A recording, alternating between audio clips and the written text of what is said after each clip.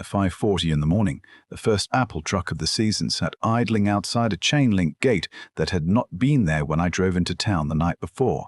My name is Margaret Raw, but everybody in Pine Hollow called me Maggie, and at 56 years old, I was standing barefoot in a gravel driveway, wearing my old blue robe, staring at a white sign that said Stonebridge Estates Private Drive, Authorized Residents Only. The part that nearly made me laugh, and nearly made me do something foolish with the tire iron in my hand, was that the private drive in question had been my driveway since 1968. I had been gone less than 12 hours. I had driven my daughter Bonnie to the hospital in Asheville after she went into labor 2 weeks early. I had held my new grandson for all of 20 minutes, and then I had come home before dawn, because apples do not care if your family is having a crisis. Apples ripen when they feel like ripening, and if you do not get them picked when the weather turns, they drop, bruise, rot, and turn all your work into sweet-smelling mush under a tree. So there I was, back on my place after a night with no sleep, watching a delivery driver named Hank lean out of his truck window and ask me if I had a key.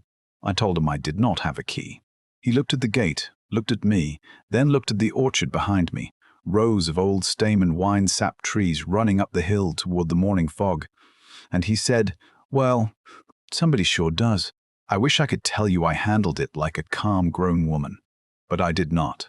I slapped the side of that gate hard enough to sting my palm, and I said, 'This is my land.'" Hank did not say anything for a moment. He had known me for 15 years. He had hauled crates my husband Sam, before Sam got sick, before the chemo, before the oxygen tank by the recliner, before I learned how quiet a house could become when one person stopped breathing in it. Finally, Hank nodded toward the sign and said, "Then whoever put this here has got a real bad sense of humor." It was not humor. It was Charles Venn. I knew it before I even saw his name. Charles Venn was the kind of man who never raised his voice because he did not need to. He wore clean boots in muddy places and shook hands like he was already counting what your fingers were worth. He had built Stonebridge Estates on the ridge just east of my orchard, 47 tidy homes with white porch rails, mailboxes that all matched, and lawns so green they looked like somebody had painted them with a roller. People in town liked to say Charles had vision.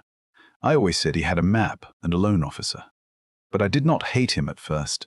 I did not even dislike him all that much. When the bulldoze started cutting roads through the old Brackett pasture in 1992, I figured people had a right to build houses if they could afford them.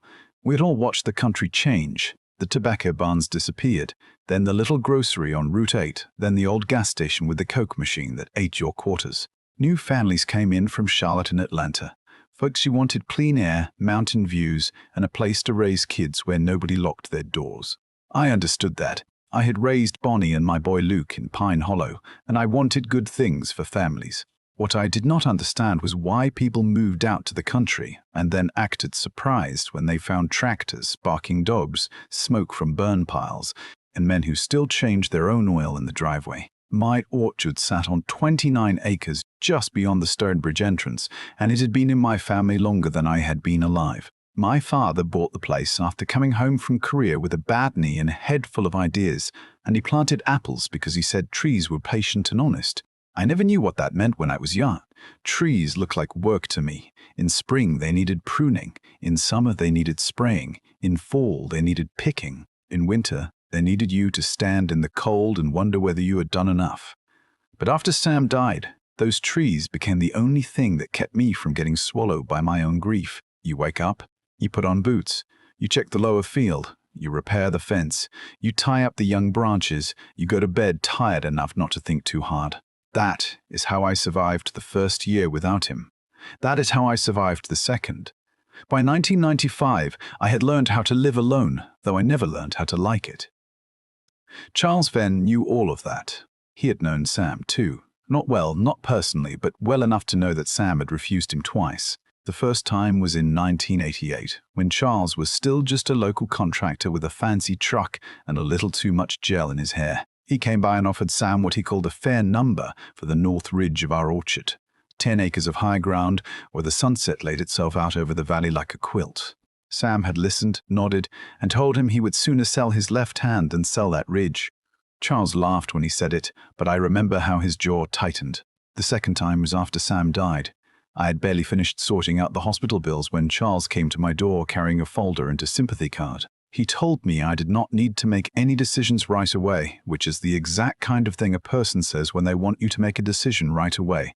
He offered less than before because now I was a widow, and I suppose he figured grief made people easier to bargain with. I told him no. He smiled, said he respected that, and left me standing on the porch with the sympathy card tucked under his folder like it had never been there at all. After Stonebridge went up, the letters started. They came in clean white envelopes with a little green tree printed in the corner, sent by the Stonebridge Estates Homeowners Association. The first one said that the color of my old barn roof was visually inconsistent with the surrounding community. I laughed at that one. My barn roof was rust-colored because it was old, and because I had spent my money fixing the roof where it leaked rather than making it look nice from somebody else's breakfast room. The second letter said my roadside fruit stand created traffic concerns. The third complained about the little hand-painted sign Luke had made when he was 9, the one that said Rourke apples and honey, because the letters were faded and uneven.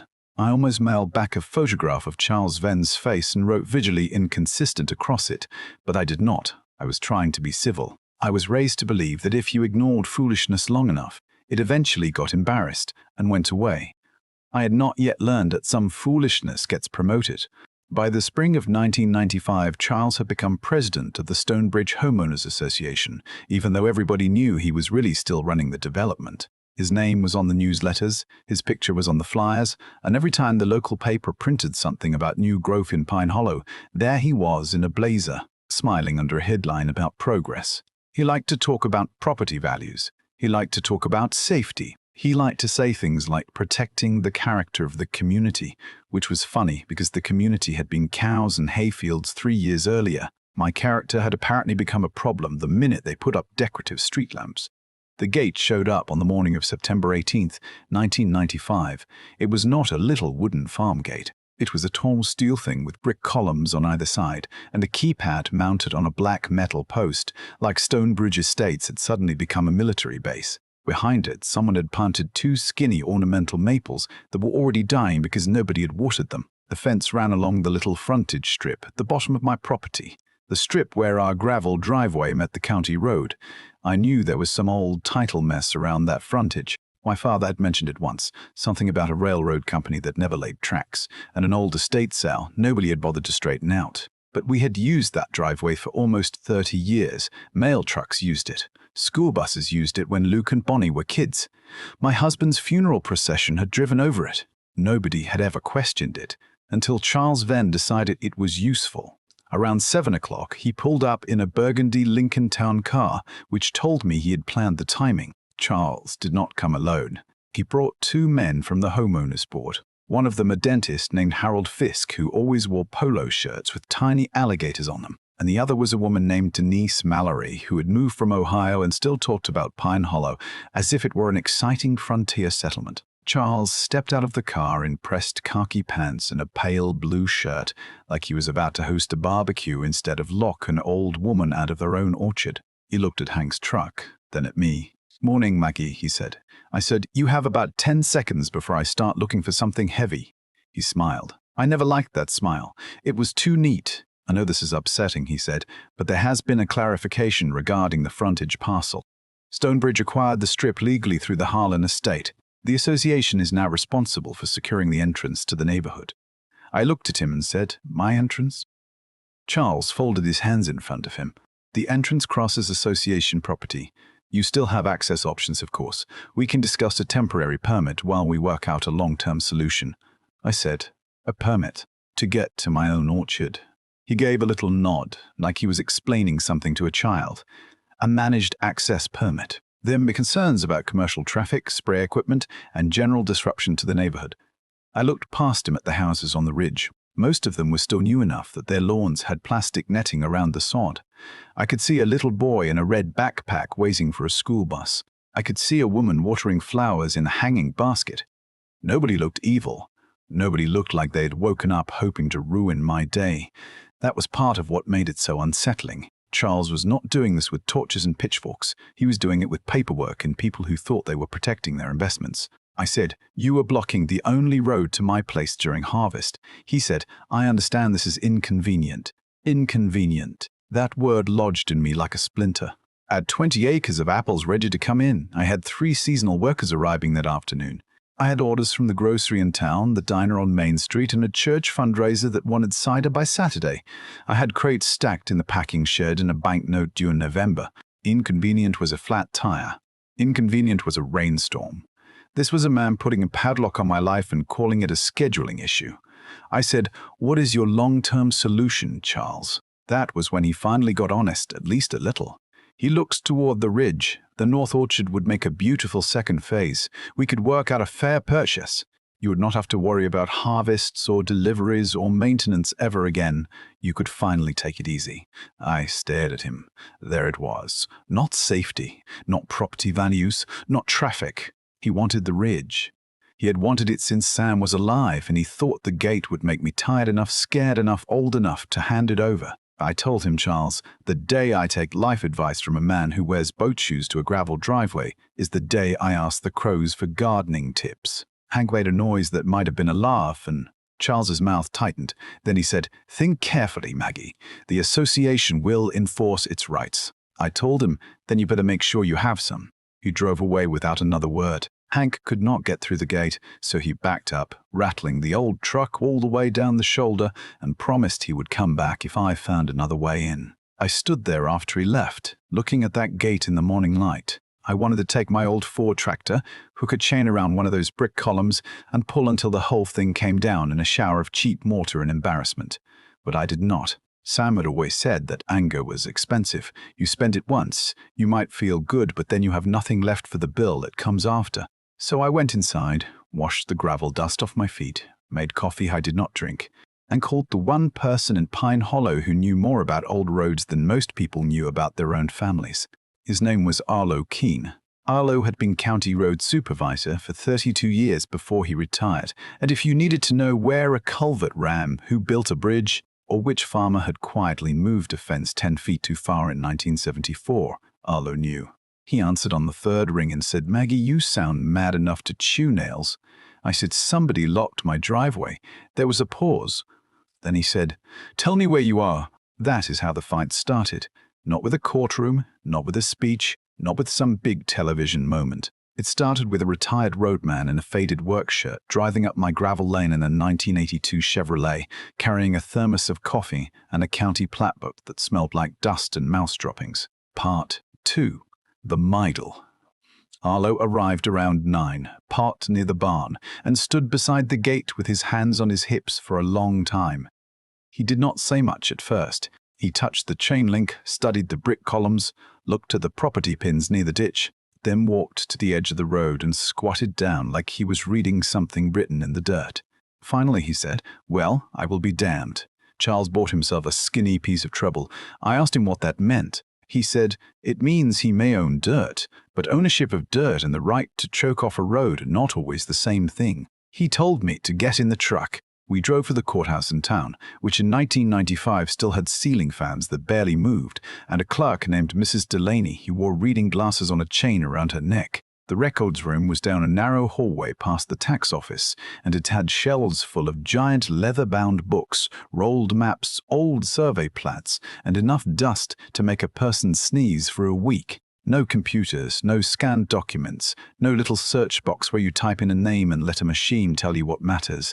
In those days, if you wanted the truth, you had to open a book, turn the pages, and hope whoever wrote it down had decent handwriting. Arlo spent almost 3 hours looking through old plats while I sat beside him with a paper cup of vending machine coffee and tried not to imagine my apples rotting on the trees. At one point he pushed a book toward me and tapped a faded blue line with his finger. "You see that?" he said. I leaned in.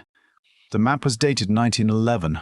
There was my family land, though it was still labeled Holloway Orchard after the people who owned it before my father. Along the west side ran a thin, marked lane, barely more than a scratch of ink, leading all the way from my lower field to County Road 8. It was labeled Schoolhouse Lane. I had heard of that road. My grandmother used to mention an old schoolhouse near the creek, but it burned down before I was born.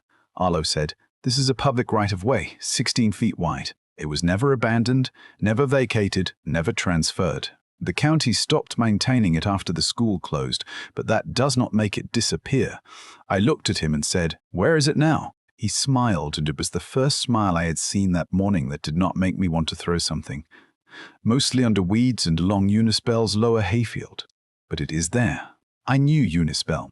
Everybody knew Eunice. She was 78, lived in a small white farmhouse across the creek, and had a voice like gravel rolling in a tin can.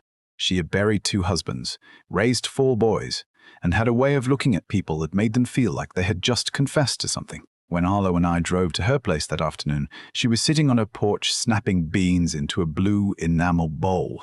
I explained the situation. I told her about the gate. I told her about Schoolhouse Lane. She listened without interrupting, then reached for a cigarette, lit it, and said, "Charles Venn put a gate across your drive." I said yes. She shook her head slowly. That boy has always had a bad case of wanting what he did not plant. Then she looked at Arlo. "That lane's still public." Arlo said yes. She said, "Then use it." I said, "It crosses the corner of your field." She waved one hand at the field. "That field has been crossed by cows, kids, tractors, deer, and one drunk deputy in 1966. I think it can survive an apple truck." That was Eunice. She did not make a speech. She did not tell me I was brave. She just gave me room to fight. Within 2 days, Arlo had helped me file a request with the county to reopen Schoolhouse Lane for access. The county attorney, a soft-spoken woman named Ruth Caldwell, confirmed what Arlo had found. The right-of-way still existed. It had never been vacated. It could be cleared as long as we stayed within the surveyed width and did not damage Eunice's property outside the lane. That weekend, Luke drove in from Knoxville with his old Ford pickup and a borrowed brush hog. Luke was 32 then, worked at a machine shop, and had inherited Sam's habit of getting quiet when he was angry. He saw the gate first, stood there with both hands in his jacket pockets, and said, "Mama, tell me you did not touch this thing." I said, "Not yet." He nodded. "Good, then let us make a road." We spent 2 days clearing weeds, cutting back briars, and dragging old limbs off the path. The lane was ugly. It was narrow, muddy in spots, and curved behind a stand of poplars like it was trying to hide from history. But when we finally reached County Road 8, I stood in the middle of that little dirt path with mud on my jeans and a thorn stuck in my thumb, and I felt something inside me loosen. Charles had built a gate because he believed he was the only person who understood how to use a map. He had forgotten that this land had been here before him, before Stonebridge, before his brochures and brick columns and lawn rules. The land had old memories, old roads, old ways out. We laid gravel where we could afford it, and Hank brought the apple truck through on Monday morning. It bounced hard enough that he cursed twice and hit his head on the ceiling once, but he got through. When he pulled up beside the packing shed, he leaned out the window and said, "Well, look at that. Turns out you can still get home without a damn keypad." I laughed so hard I had to sit down on a crate. Charles did not take it well. The first thing he did was send a letter saying Schoolhouse Lane created an unacceptable safety hazard for Stonebridge residents. That was funny because Schoolhouse Lane never came within 100 yards of Stonebridge. Then he sent another letter saying my trucks were causing noise pollution. Then one saying my fruit stand signage was likely to confuse prospective buyers entering the development. I tacked every letter to the wall in the packing shed. By the end of October, the wall looked like a museum exhibit on how far a person could stretch the word concern before it snapped.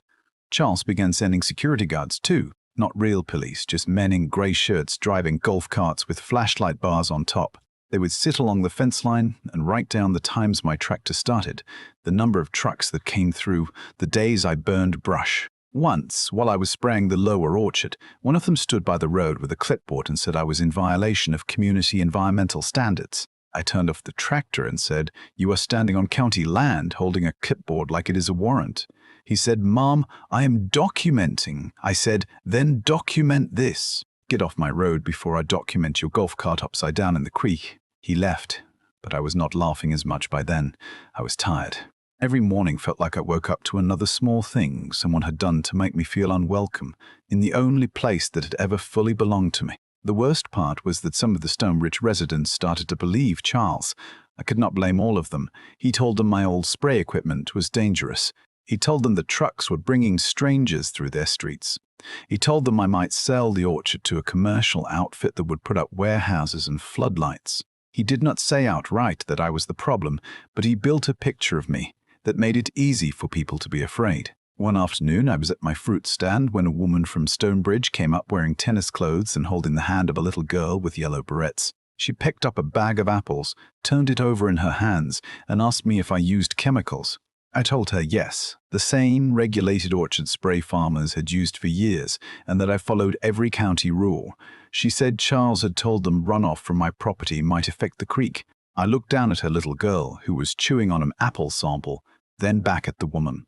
I said, "Honey, Charles has been trying to buy this land for 7 years. If I sneezed in the wrong direction, he would call it a weather emergency." The woman looked embarrassed. She bought apples anyway. That mattered more to me than I wanted to admit. The people in Stonebridge were not all like Charles. Some were just scared. Some had paid more for their homes than they should have. Some had come from places where every rule was supposed to keep danger away. They did not understand that country life did not look neat from every window. And some of them, I think, had started to feel uneasy. You can only see an old widow working alone in an orchard for so long before the story about her being dangerous starts to sound a little thin. Charles's next move came in November. I woke before sunrise to the sound of diesel engines near the lower field. At first I thought it was Luke coming by, but then I saw lights moving through the orchard, big white beams flashing across the trunks. I pulled on jeans, grabbed the heavy flashlight from the kitchen drawer, and drove the old Ford down the row. There were 2 men with a backhoe and a small bulldozer, and they had already cut through the grass near the creek. Orange stakes ran in a line toward my west fence. One of the men said they were installing emergency drainage improvements to protect Stonebridge from seasonal flooding.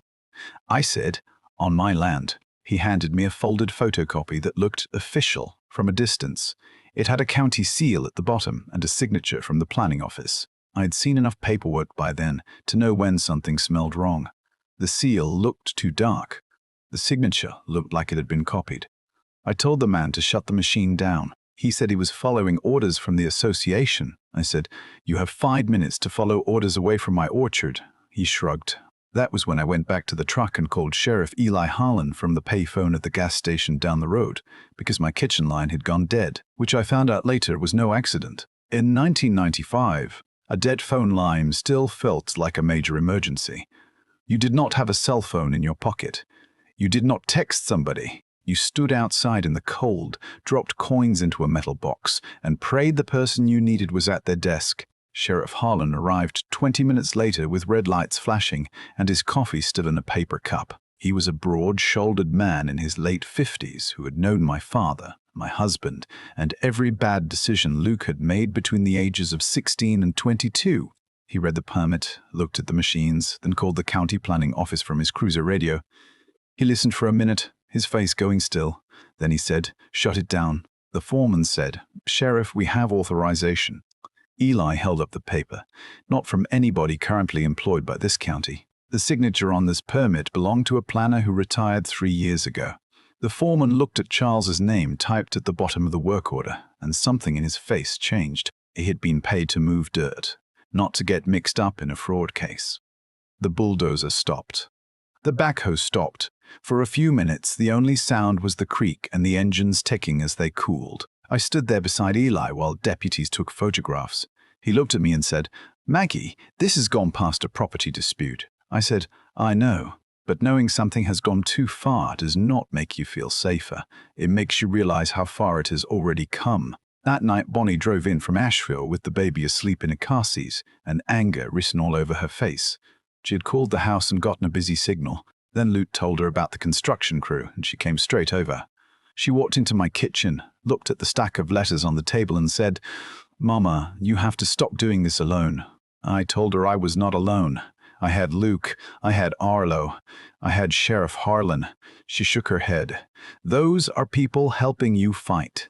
I mean, you are alone in this house every night, and he knows that." That hurt, because it was true. I wanted to tell her I was fine. I wanted to say I had lived alone for 6 years and managed just fine, thank you very much. Instead, I sat down at the kitchen table and looked at my hands. They were stained from apples, dirt caught under the nails, a small cut across one knuckle from clearing Schoolhouse Lane. I said, "Bonnie, if I sell because some man made me afraid to sleep in my own house, I will never be fine again." She sat across from me and started crying, quiet at first, then not so quiet. I took her hand. We sat there for a long time while the baby slept in the next room, and the old refrigerator hummed, and a truck went by on Route 8. I remember thinking that adulthood is mostly learning how to be scared without letting everybody see it. The next morning, I found one of Sam's old notes pinned to the wall above the workbench in the barn. I had seen it 1,000 times. It was written on the back of a seed invoice in his sloppy block letters. It said, "Do not let people rush you into decisions you have not had time to understand." That was Sam. He never wrote poetry. He wrote reminders. I read that note 3 times, then went inside and called Arlo. I said, "We need to understand what Charles is really doing."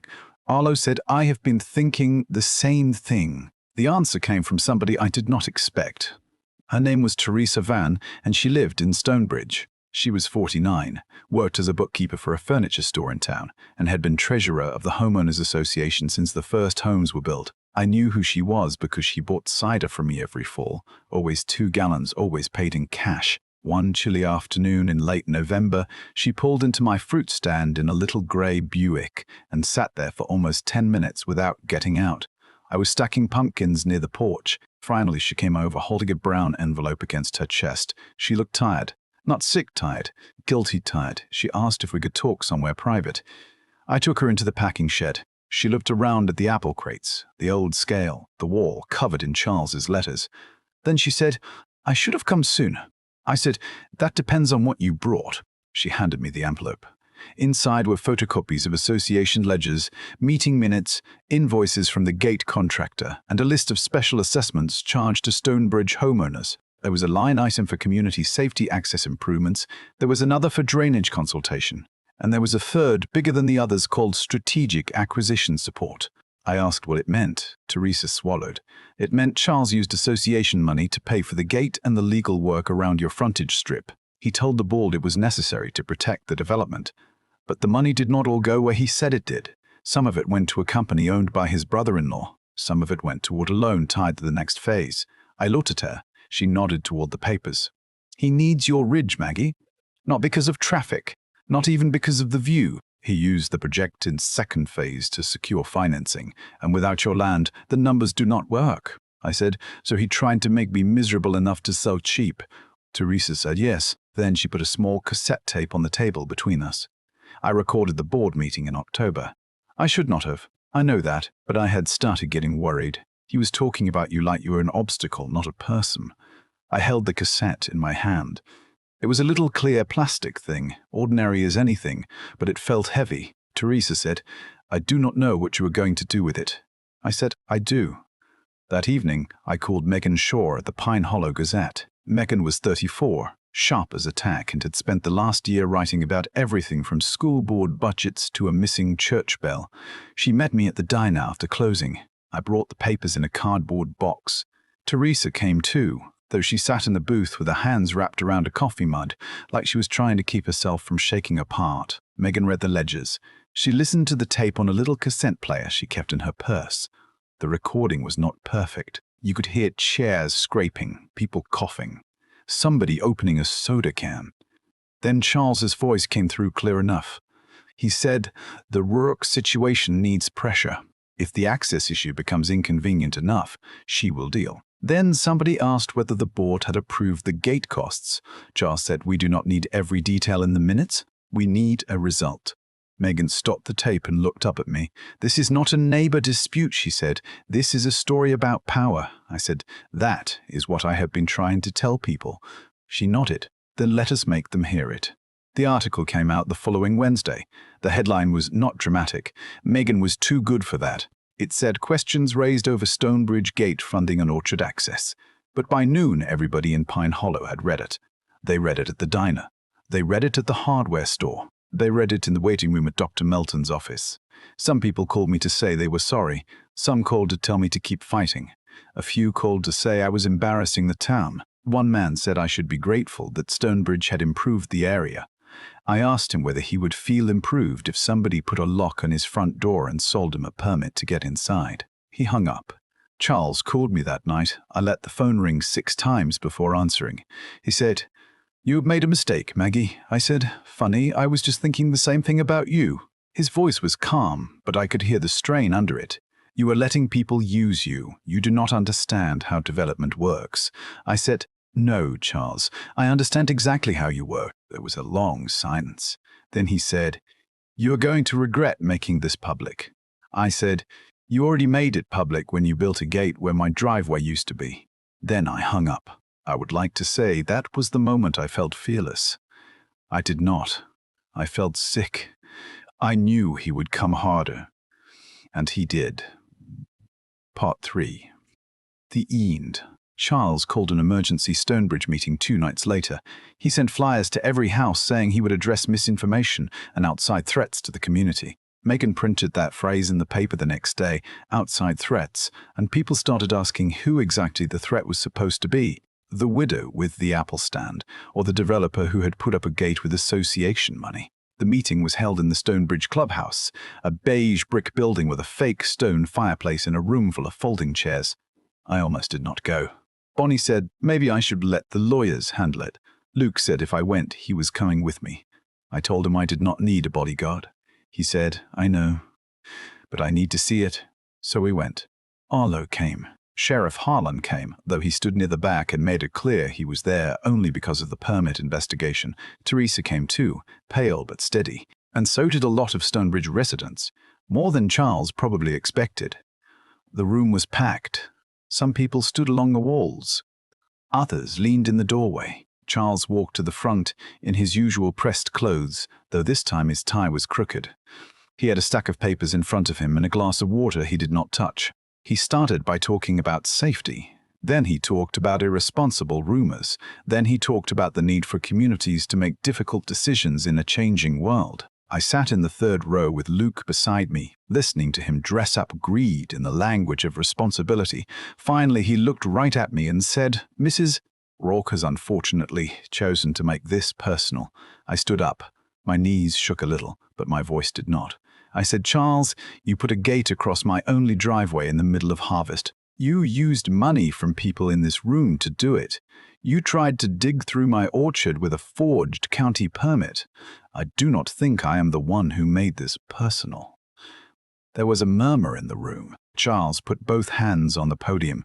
"Those allegations are unproven." I looked at Teresa. She nodded once. Then I reached into my purse and pulled out the cassette tape. I had brought an old boombox from the packing shed, the kind with one speaker that rattled a little on high volume. Luke set it on a table near the front. Charles watched him do it, and for the first time I saw something close to fear in his face. I pressed play. The room went quiet. At first, all you could hear was the tape hiss. Then came Charles's voice. "The Rourke situation needs pressure. If the access issue becomes inconvenient enough, she will deal." Somebody in the room gasped. The tape continued. Another voice asked about the gate cost. Charles said, "We do not need every detail in the minutes. We need a result." The tape clicked off. Nobody moved for a second. It was one of those silences that feels like a whole building holding its breath. Then Harold Fisk, the dentist in the polo shirt, stood up and said, "Charles, did you use association funds to support your private development loan?" Charles looked at him. "Harold, you do not understand the structure of the financing." Harold said, "I understand enough." Charles tried to answer, but the room had changed. People were no longer listening to him. They were looking at one another. A woman in the back asked why they had been charged a special assessment for drainage when the drainage work had never been approved. A man near the door asked who had authorized the security patrols. Somebody else asked why the association had been told I was poisoning the creek. Then Denise Mallory stood up, the same woman who had stood beside Charles at my gate, and she said, "I thought you said the county required the gate." Charles looked at her. "I thought the same thing," he said. It was a weak answer. He knew it as soon as he said it. Sheriff Harlan stepped forward then, slow and calm. He said, "Mr. Beeden, then the county is reviewing documents connected to the drainage work and the access restrictions. I suggest you do not destroy any records." Charles looked at me. His face had gone pale in a way I had never seen before. Not angry pale, cornered pale. He said, "You think this makes you a hero, Maggie?" I said, "No, I think it makes you a man who should have left my driveway alone." The meeting broke apart after that. People did not cheer. It was not that kind of moment. People argued. Some cried. Some stormed out. A few apologized to me, awkwardly, like they did not know whether to look me in the eye. Teresa stayed behind after most of them left. She said, "I am sorry." I told her, "You came when it mattered. That is not nothing. The next few weeks were a blur of lawyers, county meetings, phone calls, newspaper articles, and men in suits carrying folders. The county attorney filed an action to stop the association from blocking access through my frontage. The court issued a temporary order requiring the gate to remain open until the property rights could be sorted out. Giles tried to argue that Stonebridge had legal authority over the strip, but Arlo's records and the county maps showed that my family had a long-established right of access. More than that, the court found that the association had misrepresented the purpose of the gate and used questionable records to justify the restrictions. I remember sitting in the courtroom during the hearing, wearing my one good navy dress and shoes that hurt my feet, listening to lawyers say words like easement, injunctive relief, fiduciary duty, and misappropriation. Most of it sounded like another language. But then Judge Leland Brooks looked over his glasses at Charles and said, "Mr. Venn, no private association has the right to manufacture inconvenience in order to force a landowner into a sale." I wrote that down on the back of a grocery receipt because I wanted to remember it exactly. The court ordered the gate removed. It ordered Stonebridge to cover my legal costs and compensate me for lost harvest income. The association board voted Charles out before Christmas. Harold Fisk resigned too. Denise resigned. Teresa stayed only long enough to help turn over the records to a new board. The county investigation into the forged permit and the association finances went on into the next year. I will not pretend I know every detail of what happened after that. There were hearings, there were attorneys, there was a plea agreement eventually from what I heard. Charles sold his house in Stonebridge and moved away sometime the following spring. I never saw him again after the day the gate came down. That day was December 14th, 1995. We had our first hard frost the night before. The grass was white in the morning and the orchard smelled clean and cold, the way it does after the earth finally decides to rest. County workers arrived around 8 with a loader truck, a welding torch, and 2 men who looked like they had seen every argument a gate could cause. Luke came. Bonnie came with a baby bundled in a yellow blanket. Arlo came in his old Chevrolet. Eunice Bell came too, sitting in a lawn chair near the ditch with a thermos in her lap, saying she would not have missed it for the world. A few Stonebridge residents gathered on the other side of the road. Some were people who had apologized. Some were people who never had. I did not care much by then. I had spent too many months worrying about what other people thought of me while they let a man convince them my life was an inconvenience. The county crew cut the chain. The sound was smaller than I expected, just a sharp metal snap. Then they lifted the gate off its hinges. It swung loose, tilted sideways, and landed in the mud with a hard, ugly crash. No music played. Nobody made a speech. Eunice laughed. It was a loud, wild laugh, and pretty soon everybody else started laughing too. Even Luke, who rarely laughed when he was angry, bent over and put his hands on his knees. I stood there in my old brown coat, watching the gate lie in the mud, and I felt something rise in my chest that was not triumph exactly. It was relief. It was exhaustion. It was grief for how close I had come to believing I could be pushed aside. The loader dragged the gate toward the shoulder, and I walked over to the brick column where the keypad used to be. There was a little metal plate left behind with a keyhole in it. I put my finger over the hole and thought about all the nights I had stared at that gate from my porch, wondering whether I was too old to keep fighting, whether I was too tired, whether the orchard was worth the trouble. Then I thought about Sam's note in the barn. Do not let people rush you into decisions you have not had time to understand. I guess that was the real lesson.